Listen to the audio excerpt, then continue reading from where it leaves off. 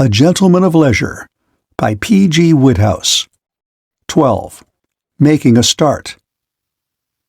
Self-possession was one of Jimmy's leading characteristics, but for the moment he found himself speechless. This girl had been occupying his thoughts for so long that, in his mind, he had grown very intimate with her. It was something of a shock to come suddenly out of his dreams and face the fact that she was, in reality, practically a stranger. He felt as one might with a friend whose memory has been wiped out. It went against the grain to have to begin again from the beginning after all the time they had been together. A curious constraint fell upon him. "Why, how do you do, Mr. Pitt?" she said, holding out her hand. Jimmy began to feel better. It was something that she remembered his name. "It's like meeting somebody out of a dream," said Molly. "I have sometimes wondered if you were real. Everything that happened that night was so like a dream." Jimmy found his tongue.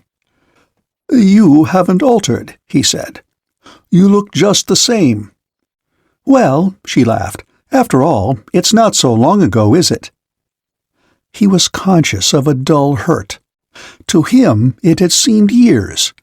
But he was nothing to her, just an acquaintance, one of 100. But what more, he asked himself, could he have expected? And with the thought came consolation. The painful sense of having lost ground left him. He saw he had been allowing things to get out of proportion. He had not lost ground. He had gained it. He had met her again, and she remembered him. What more had he any right to ask? "I've crammed a good deal into the time," he explained. "I've been traveling about a bit since we met." "Do you live in Shropshire?" asked Molly. "No, I'm on a visit. At least I'm supposed to be, but I've lost the way to the place, and I am beginning to doubt if I shall ever get there. I was told to go straight on. I've gone straight on, and here I am, lost in the snow. Do you happen to know whereabouts Drever Castle is?" She laughed. "Why," she said, "I'm staying at Drever Castle myself." "What? So the first person you meet turns out to be an experienced guide. You're lucky, Mr. Pitt."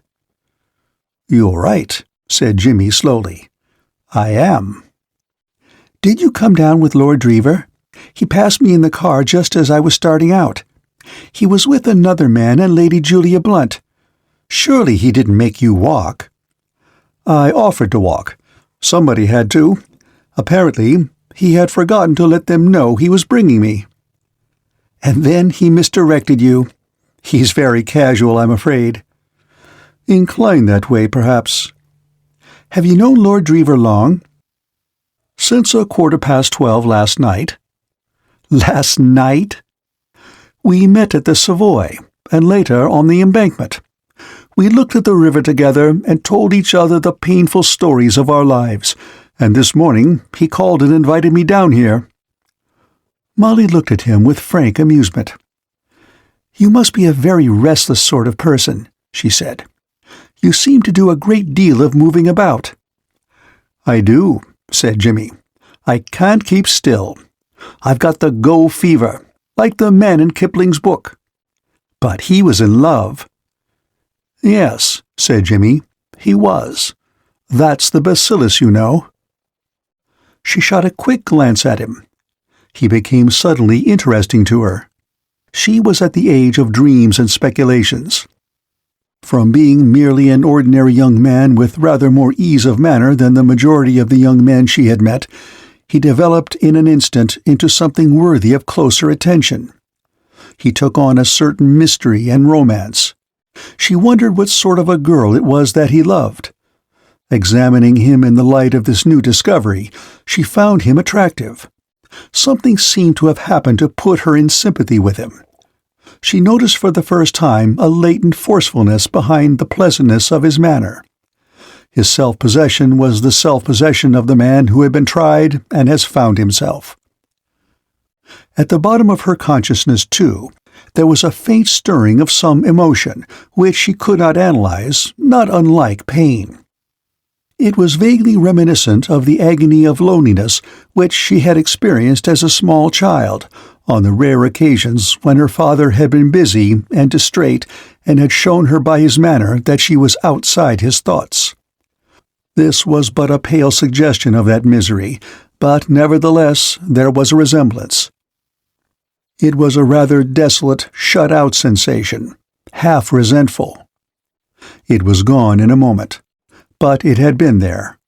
It had passed over her heart as the shadow of a cloud moves across a meadow in the summertime.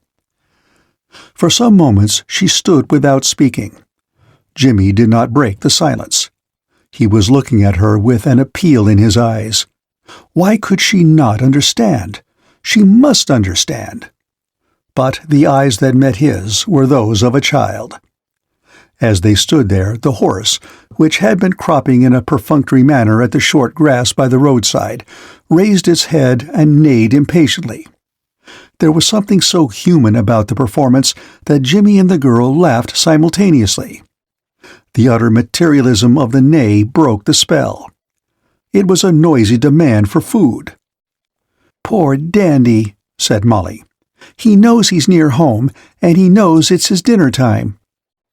"Are we near the castle, then?" "It's a long way round by the road, but we can cut across the fields. Aren't these English fields and hedges just perfect? I love them. Of course, I loved America, but—" "Have you left New York long?" asked Jimmy. "We came over here about a month after you were at our house." "You didn't spend much time there, then?" "Father had just made a good deal of money in Wall Street. He must have been making it when I was on the Mauretania. He wanted to leave New York, so we didn't wait. We were in London all the winter. Then we went over to Paris. It was there we met Sir Thomas Blunt and Lady Julia. Have you met them? They are Lord Drever's uncle and aunt." "I've met Lady Julia. Do you like her?" Jimmy hesitated. "Well, you see, I know she's your hostess, but you haven't started your visit yet, so you've just got time to say what you really think of her before you have to pretend she's perfect." "Well, I detest her," said Molly crisply. "I think she's hard and hateful." "Well, I can't say she struck me as a sort of female Cheeryble brother. Lord Drever introduced me to her at the station. She seemed to bear it pluckily, but with some difficulty." "She's hateful," repeated Molly. "So is he. Sir Thomas, I mean. He's one of those fussy, bullying little men. They both bully poor Lord Drever till I wonder he doesn't rebel. They treat him like a schoolboy. It makes me wild. It's such a shame. He's so nice and good-natured. I am so sorry for him." Jimmy listened to this outburst with mixed feelings. It was sweet of her to be so sympathetic. But was it merely sympathy? There had been a ring in her voice and a flush on her cheek which had suggested to Jimmy's sensitive mind a personal interest in the downtrodden peer. Reason told him that it was foolish to be jealous of Lord Drever. A good fellow, of course, but not to be taken seriously. The primitive man in him, on the other hand, made him hate all Molly's male friends with an unreasoning hatred. Not that he hated Lord Drever. He liked him. But he doubted if he could go on liking him for long if Molly were to continue in this sympathetic strain. His affection for the absent one was not put to the test. Molly's next remark had to do with Sir Thomas. "The worst of it is," she said, "Father and Sir Thomas are such friends. In Paris they were always together. Father did him a very good turn." "How was that?" "It was one afternoon just after we arrived. A man got into Lady Julia's room while we were all out except Father. Father saw him go into the room, and suspecting something was wrong, went in after him. The man was trying to steal Lady Julia's jewels. He had opened the box where they were kept, and was actually holding her rope of diamonds in his hand when Father found him. It's the most magnificent thing I ever saw. Sir Thomas told Father he gave $100,000 for it." "But surely," said Jimmy, Hadn't the management of the hotel a safe for valuables? Of course they had, but you don't know Sir Thomas. He wasn't going to trust any hotel safe. He's the sort of man who insists on doing everything in his own way, and who always imagines he can do things better for himself than anyone else can do them for him. He had had this special box made, and would never keep the diamonds anywhere else. Naturally, the thief opened it in a minute. A clever thief would have no difficulty with a thing like that. What happened? Oh, the man saw Father and dropped the jewels and ran off down the corridor. Father chased him a little way, but, of course, it was no good.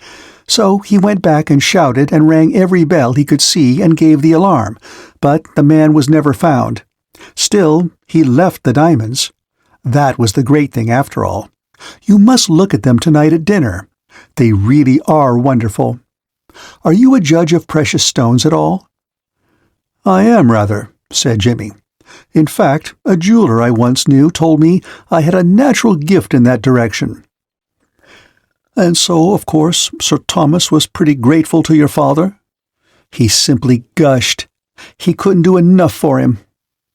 You see, if the diamonds had been stolen, I'm sure Lady Julia would have made Sir Thomas buy her another rope just as good.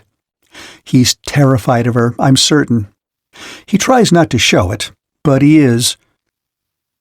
And besides having to pay another $100,000, he would never have heard the last of it.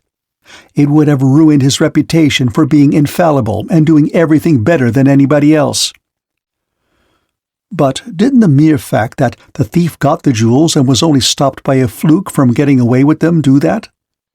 Molly bubbled with laughter. She never knew. Sir Thomas got back to the hotel an hour before she did. I've never seen such a busy hour. They had the manager up and harangued him and swore him to secrecy, which the poor manager was only too glad to agree to, because it wouldn't have done the hotel any good to have it known. And the manager harangued the servants, and the servants harangued each other, and everybody talked at the same time, and Father and I promised not to tell a soul. So, Lady Julia doesn't know a word about it to this day, and I don't see why she ever should. Though, one of these days, I've a good mind to tell Lord Drever. Think what a hold he would have over them. They'd never be able to bully him again. I shouldn't, said Jimmy, trying to keep a touch of coldness out of his voice. This championship of Lord Drever, however sweet and admirable, was a little distressing. She looked up quickly. You don't think I really meant to, do you? No, no, said Jimmy hastily. Of course not. Well, I should think so, said Molly indignantly. After I promised not to tell a soul about it. Jimmy chuckled. It's nothing, he said in answer to her look of inquiry. You laughed at something. Well, said Jimmy apologetically, it's nothing really. Only what I meant is, you have just told one soul a good deal about it, haven't you? Molly turned pink. Then she smiled. I don't know how I came to do it, she declared. It rushed out of its own accord. I suppose it is because I know I can trust you. Jimmy flushed with pleasure. He turned to her and half halted, but she continued to walk on. You can, he said. But how do you know you can? Why, she said. She stopped for a moment, and then went on hurriedly, with a touch of embarrassment. Why, how absurd! Of course I know. Can't you read faces? I can. Look, she said, pointing. Now you can see the castle. How do you like it? They had reached a point where the fields sloped sharply downward. A few 100 yards away, backed by woods, stood the grey mass of stone which proved such a killjoy of old to the Welsh sportsman during the peasant season. Even now it had a certain air of defiance. The setting sun lit up the waters of the lake. No figures were to be seen moving in the grounds. The place resembled a palace of sleep. Well, said Molly, it's wonderful, isn't it? I'm so glad it strikes you like that. I always feel as if I had invented everything round here. It hurts me if people don't appreciate it." They went down the hill. "By the way," said Jimmy, "are you acting in these theatricals they are getting up?" "Yes. Are you the other man they were going to get? That's why Lord Drever went up to London, to see if he couldn't find somebody. The man who was going to play one of the parts had to go back to London on business." "Poor brute," said Jimmy. It seemed to him at that moment that there was only one place in the world where a man might be even reasonably happy. "What sort of a part is it? Lord Drever said I should be wanted to act. What do I do?" "If you're Lord Herbert, which is the part they wanted a man for, you talk to me most of the time." Jimmy decided that the piece had been well cast. The dressing gong sounded just as they entered the hall. From a door on the left there emerged two men, a big one and a little one, in friendly conversation. The big man's back struck Jimmy as familiar. "Oh, Father!" Molly called, and Jimmy knew where he had seen the back before. "Sir Thomas," said Molly, "this is Mr. Pitt."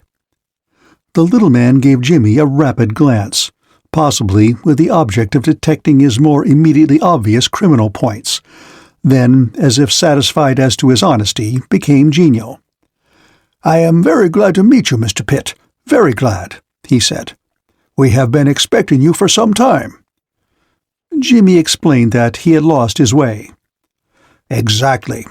It was ridiculous that you should be compelled to walk. Perfectly ridiculous. It was gross carelessness of my nephew not to let us know you were coming. My wife told him so in the car."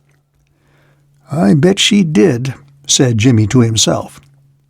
"Really," he said aloud, by way of lending a helping hand to a friend in trouble, "I preferred to walk. I have not been on a country road since I landed in England." He turned to the big man and held out his hand.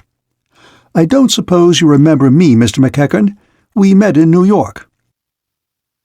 "You remember the night Mr. Pitt scared away our burglar, Father?" said Molly. Mr. McEachern was momentarily silent. On his native asphalt, there are few situations capable of throwing the New York policeman off his balance. In that favored clime, savoir-faire is represented by a shrewd blow of the fist, and a masterful stroke with the truncheon amounts to a satisfactory repartee. Thus shall you never take a policeman of Manhattan without his answer. In other surroundings, Mr. McEachern would have known how to deal with the young man whom, with such good reason, he believed to be an expert criminal. But another plan of action was needed here. First and foremost, of all the hints on etiquette which he had imbibed since he entered this more reposeful life, came this maxim: never make a scene. Scenes, he had gathered, were of all things what polite society most resolutely abhorred. The natural man in him must be bound in chains. The sturdy blow must give way to the honeyed word. A cold "really" was the most vigorous retort that the best circles would countenance. It had cost Mr. McEachern some pains to learn this lesson, but he had done it. He shook hands and gruffly acknowledged the acquaintanceship. "Really, really," chirped Sir Thomas amiably. "So, you find yourself among old friends, Mr. Pitt." "Old friends," echoed Jimmy, painfully conscious of the ex-policeman's eyes, which were boring holes in him. "Excellent, excellent. Let me take you to your room. It's just opposite my own. This way." They parted from Mr. McEachern on the first landing, but Jimmy could still feel those eyes. The policeman's stare had been of the sort which turns corners, goes upstairs, and pierces walls. End of Chapter 12. Mitchell.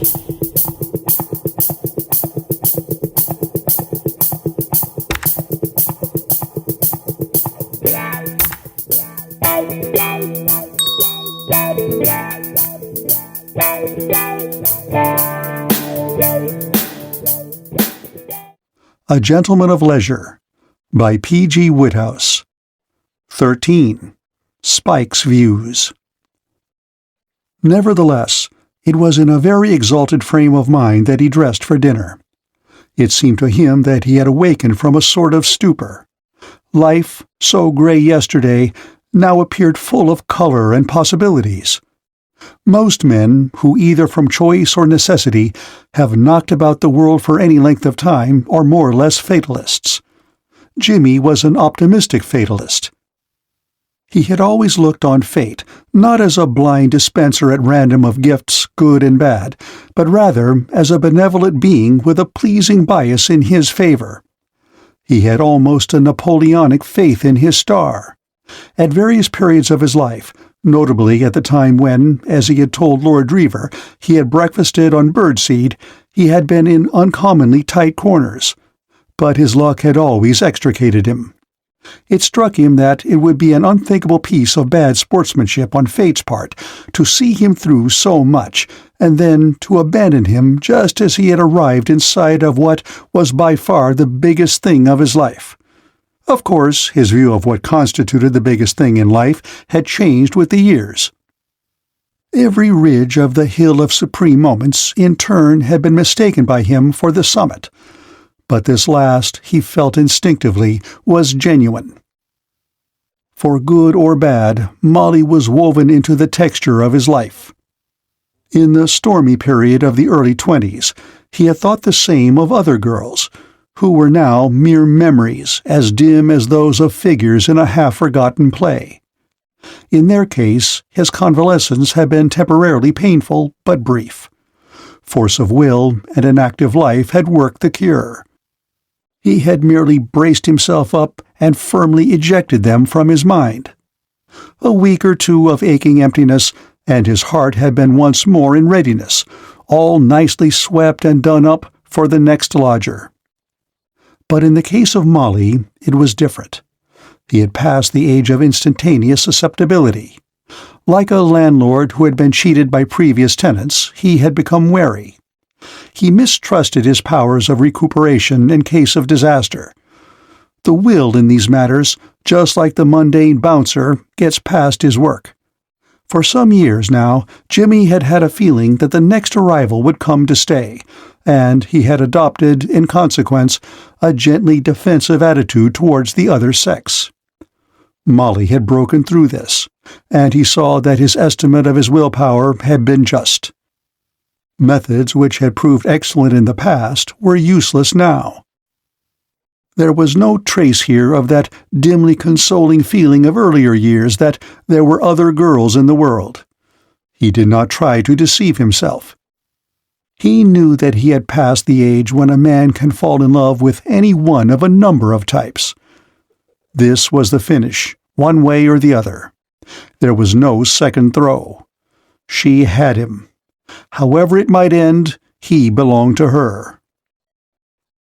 There are few moments in a man's day when his brain is more contemplative than during that brief space when he is lathering his face preparatory to shaving. Flying the brush, Jimmy reviewed the situation. He was perhaps a little too optimistic.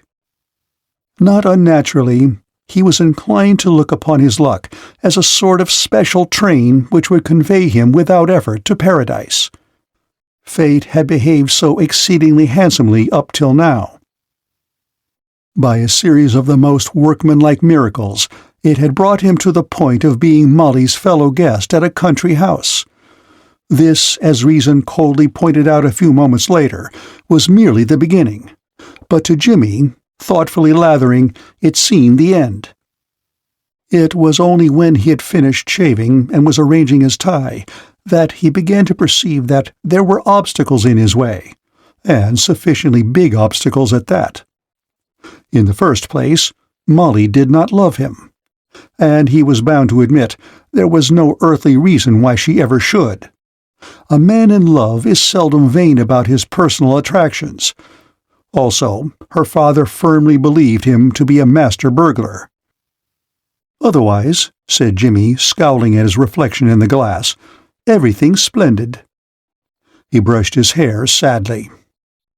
There was a furtive rap at the door. "Hello?" said Jimmy. "Yes." The door opened slowly.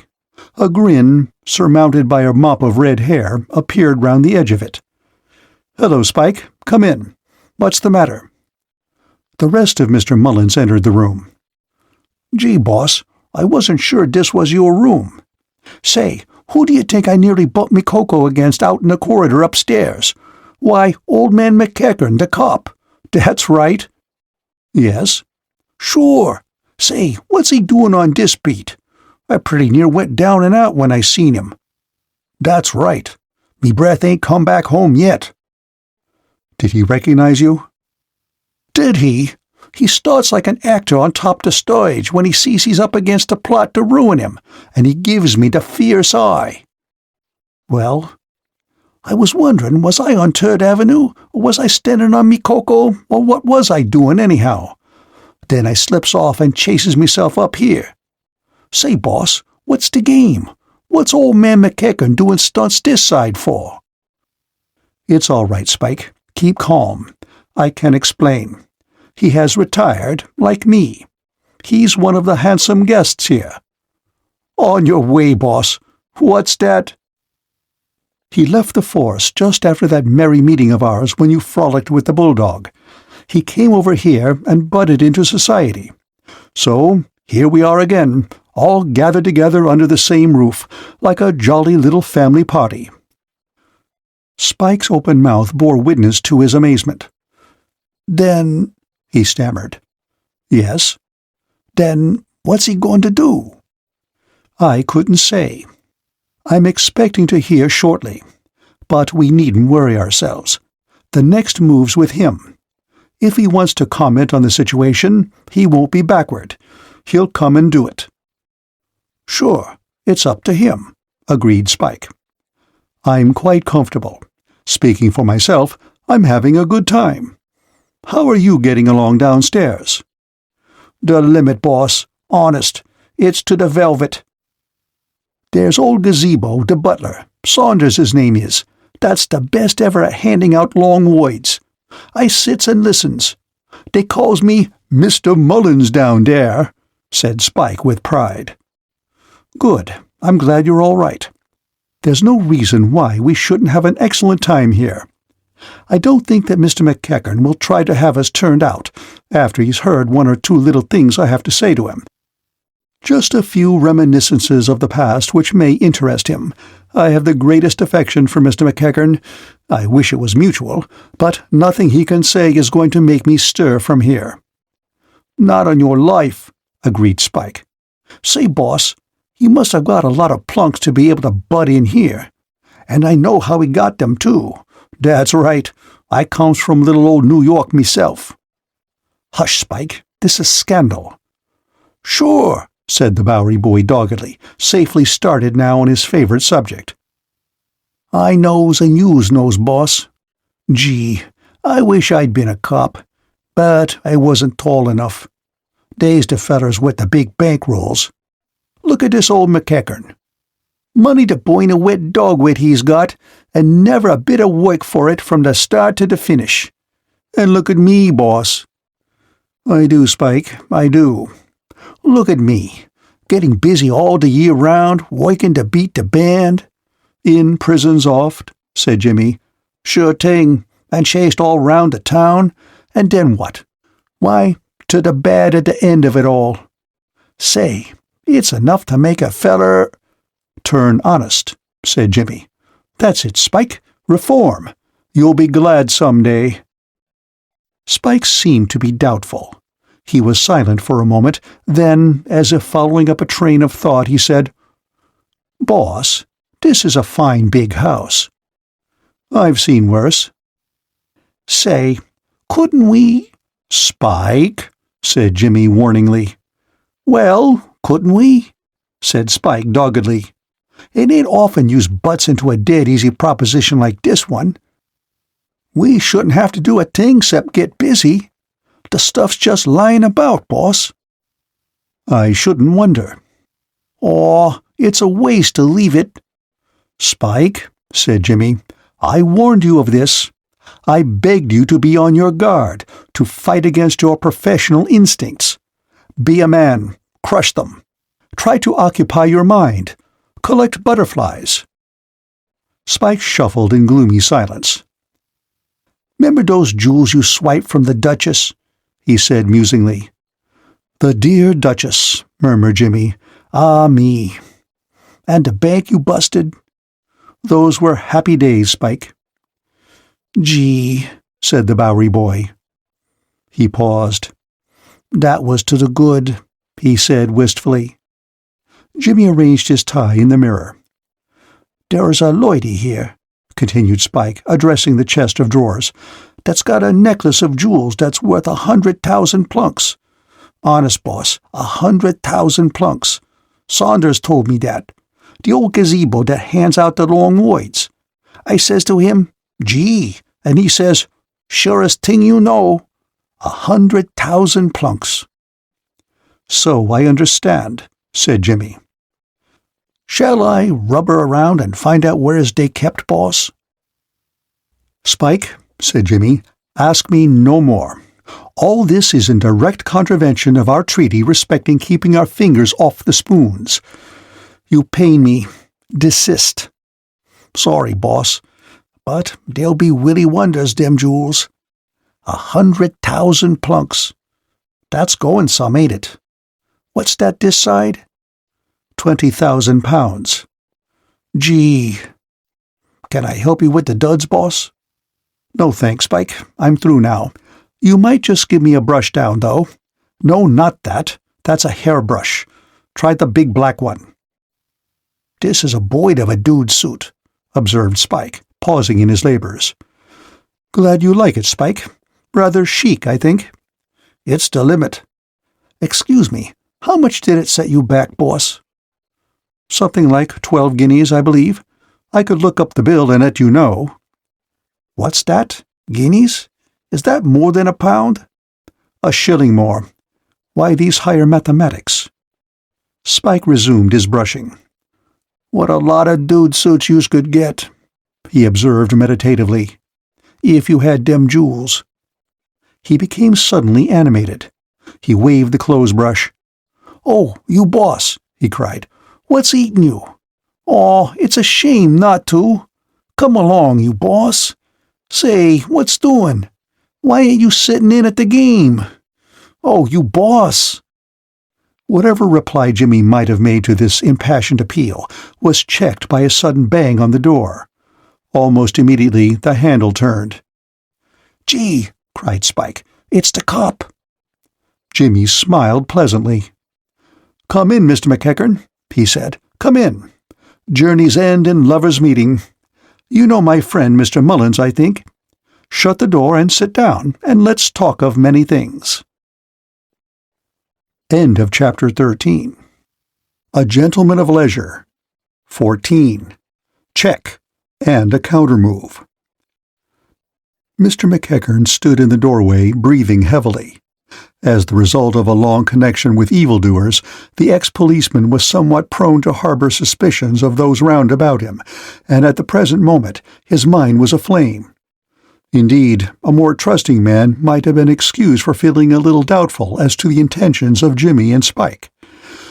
When McEachern had heard that Lord Drever had brought home a casual London acquaintance, he had suspected as a possible drawback to the visit the existence of hidden motives on the part of the unknown. Lord Drever, he had felt, was precisely the sort of youth to whom the professional bunco steerer would attach himself with shouts of joy. Never, he had assured himself, had there been a softer proposition than his lordship since bunco steering became a profession. When he found that the strange visitor was Jimmy Pitt, his suspicions had increased 1,000-fold. And when going to his room to get ready for dinner, he had nearly run into Spike Mullins in the corridor, his frame of mind had been that of a man to whom a sudden ray of light reveals the fact that he is on the brink of a black precipice. Jimmy and Spike had burgled his house together in New York, and here they were, together again at Drever Castle. To say that the thing struck McEachern as sinister is to put the matter badly. There was once a gentleman who remarked that he smelt a rat and saw it floating in the air. Ex-Constable McEachern smelt a regiment of rats, and the air seemed to him positively congested with them. His first impulse had been to rush to Jimmy's room there and then, but he had learned society's lessons well. Though the heavens might fall, he must not be late for dinner, so he went and dressed, and an obstinate tie put the finishing touches to his wrath. Jimmy regarded him coolly, without moving from the chair in which he had seated himself. Spike, on the other hand, seemed embarrassed. He stood first on one leg and then on the other, as if he were testing the respective merits of each and would make a definite choice later on. "You scoundrels!" growled McEachern. Spike, who had been standing for a few moments on his right leg and seemed at last to have come to a decision, hastily changed to the left and grinned feebly. "Say, yous won't want me any more, boss," he whispered. "No, you can go, Spike." "You stay where you are, you red-headed devil," said McEachern tartly. "Run along, Spike," said Jimmy. The Bowery boy looked doubtfully at the huge form of the ex-policeman, which blocked access to the door. "Would you mind letting my man pass?" said Jimmy. "You stay," began McEachern. Jimmy got up and walked round him to the door, which he opened. Spike shot out like a rabbit released from a trap. He was not lacking in courage, but he disliked embarrassing interviews, and it struck him that Jimmy was the man to handle a situation of this kind. He felt that he himself would only be in the way. "Now we can talk comfortably," said Jimmy, going back to his chair. McEachern's deep-set eyes gleamed and his forehead grew red, but he mastered his feelings. "And now," he said. He stopped. "Yes?" asked Jimmy. "What are you doing here?" "Nothing at the moment." "You know what I mean. Why are you here, you and that red-headed devil Spike Mullins?" He jerked his head in the direction of the door. "I am here because I was very kindly invited to come by Lord Drever." "I know you." "You have that privilege. Seeing we only met once, it's very good of you to remember me." "What's your game? What do you mean to do?" "To do? Well, I shall potter about the garden, you know, and shoot a bit perhaps, and look at the horses and think of life, and feed the chickens. I suppose there are chickens somewhere about, and possibly go for an occasional row on the lake. Nothing more.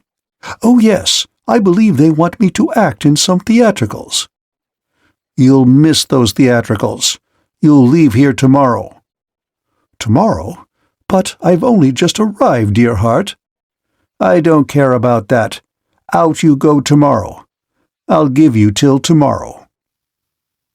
"I congratulate you," said Jimmy. "One of the oldest houses in England." "What do you mean?" "I gathered from what you said that you had bought the castle. Isn't that so? If it still belongs to Lord Drever, don't you think you ought to consult him before revising his list of guests?"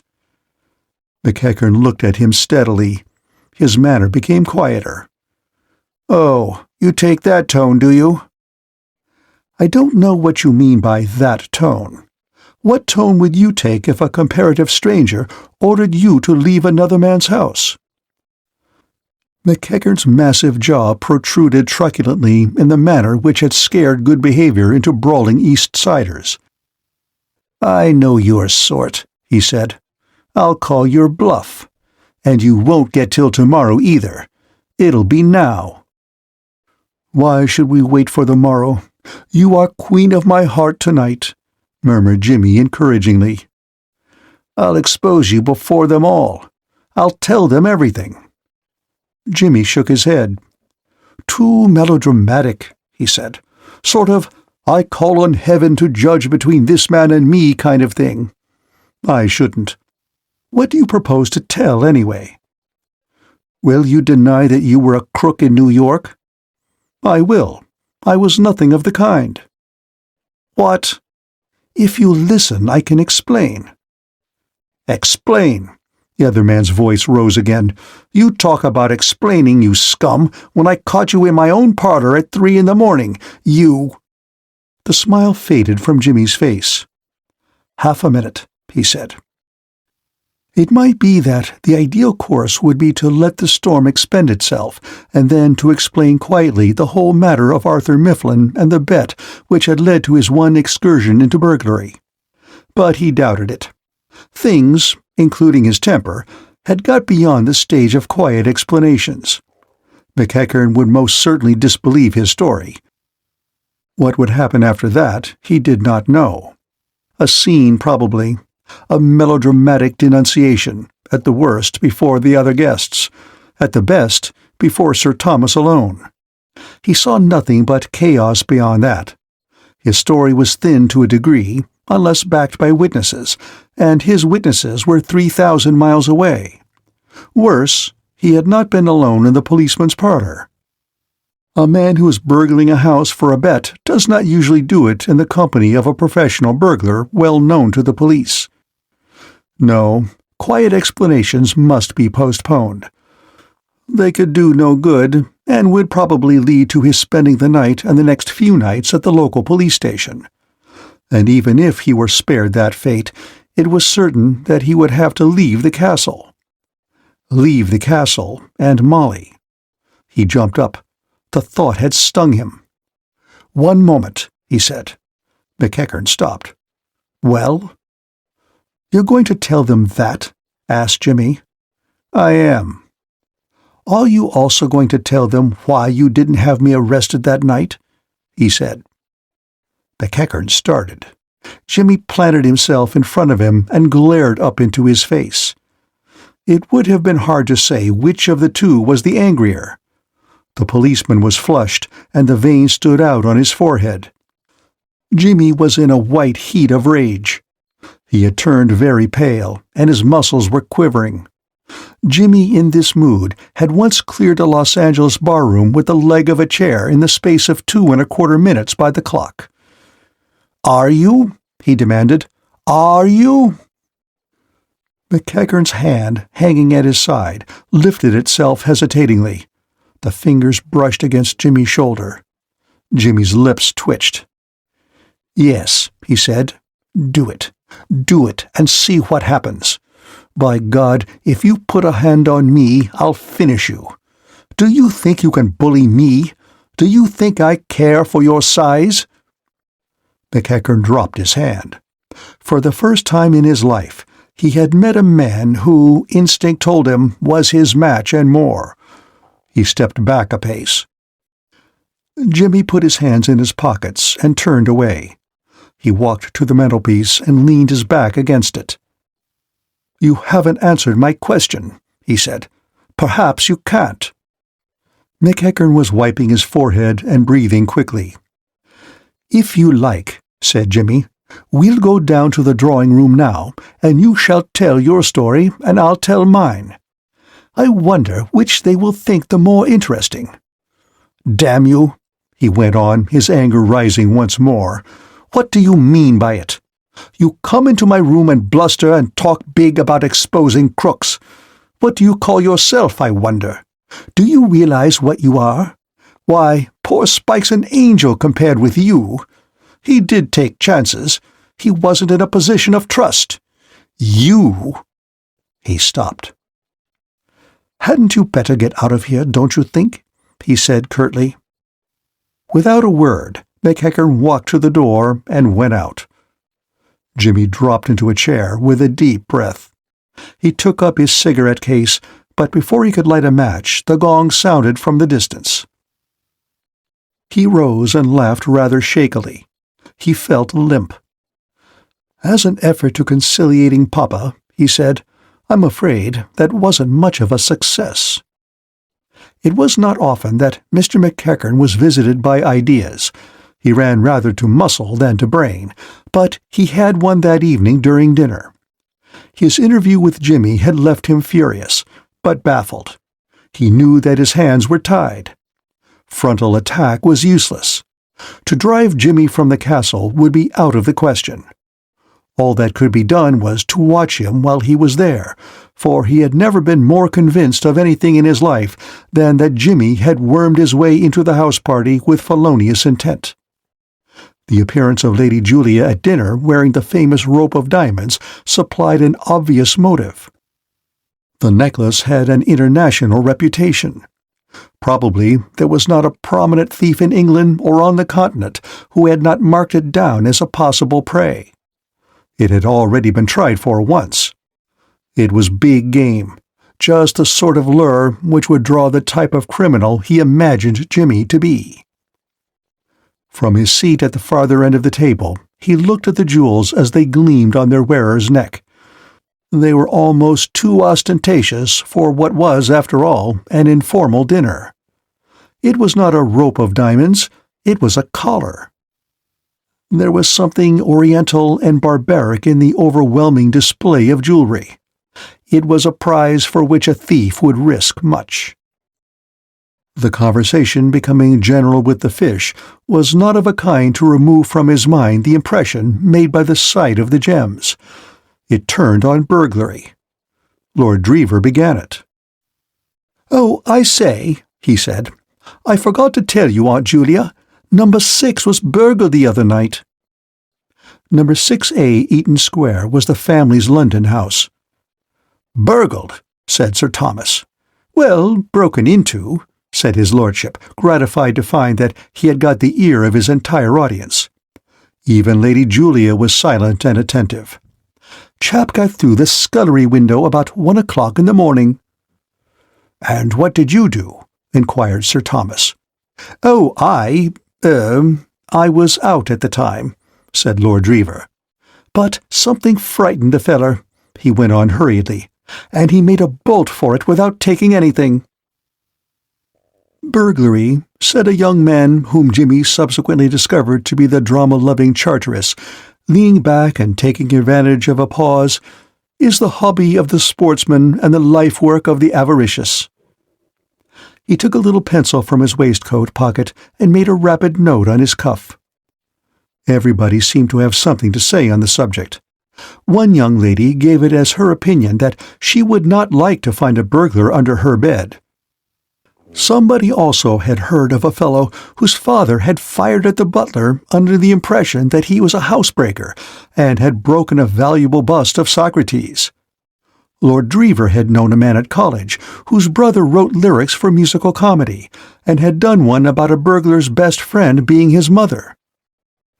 "Life," said Charteris, who had had time for reflection, "is a house which we all burgle. We enter it uninvited, take all that we can lay our hands on, and go out again." He scribbled "Life, House, Burgle" on his cuff and replaced the pencil. "This man's brother I was telling you about," said Lord Drever, "says there's only one rhyme in the English language to burgle, and that's gurgler, unless you count pergola. He says—" "Personally," said Jimmy with a glance at McEachern, "I have rather a sympathy for burglars. After all, they are one of the hardest working classes in existence. They toil while everybody else is asleep. Besides, a burglar is only a practical socialist. People talk a lot about the redistribution of wealth. The burglar goes out and does it. I have found burglars some of the decentest criminals I have ever met." "I despise burglars," ejaculated Lady Julia, with a suddenness which stopped Jimmy's eloquence as if a tap had been turned off. "If I found one coming after my jewels and I had a pistol, I'd shoot him." Jimmy met McEachern's eye and smiled kindly at him. The ex-policeman was looking at him with the gaze of a baffled but malignant basilisk. "I take very good care no one gets a chance at your diamonds, my dear," said Sir Thomas without a blush. "I have had a steel box made for me," he added to the company in general, "with a special lock, a very ingenious arrangement, quite unbreakable, I imagine." Jimmy, with Molly's story fresh in his mind, could not check a rapid smile. Mr. McEachern, watching him intently, saw it. To him it was fresh evidence, if any had been wanted, of Jimmy's intentions, and of his confidence of success. McEachern's brow darkened. During the rest of the meal, tense thought rendered him more silent even than was his wont at the dinner table. The difficulty of his position was, he saw, great. Jimmy, to be foiled, must be watched, and how could he watch him? It was not until the coffee arrived that he found an answer to the question. With his first cigarette came the idea. That night, in his room, before going to bed, he wrote a letter. It was an unusual letter, but singularly enough almost identical with one Sir Thomas Blunt had written that very morning. It was addressed to the manager of Dodson's Private Inquiry Agency of Bishopsgate Street, E.C., and ran as follows. Sir, on receipt of this, kindly send down one of your smartest men. Instruct him to stay at the Village Inn in the character of American seeing sights of England and anxious to inspect Drever Castle. I will meet him in the village and recognize him as an old New York friend, and will then give him further instructions. Yours faithfully, J. McEachern. P.S. Kindly not send a rube, but a really smart man. This brief but pregnant letter cost him some pains in its composition. He was not a ready writer, but he completed it at last to his satisfaction. There was a crisp purity in the style which pleased him. He sealed up the envelope and slipped it into his pocket. He felt more at ease now. Such was the friendship that had sprung up between Sir Thomas Blunt and himself as the result of the jewel episode in Paris, that he could count with certainty on the successful working of his scheme. The grateful knight would not be likely to allow any old New York friend of his preserver to languish at the Village Inn.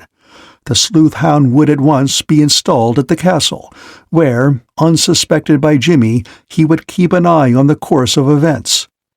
Any looking after that Mr. James Pitt might require might safely be left in the hands of this expert.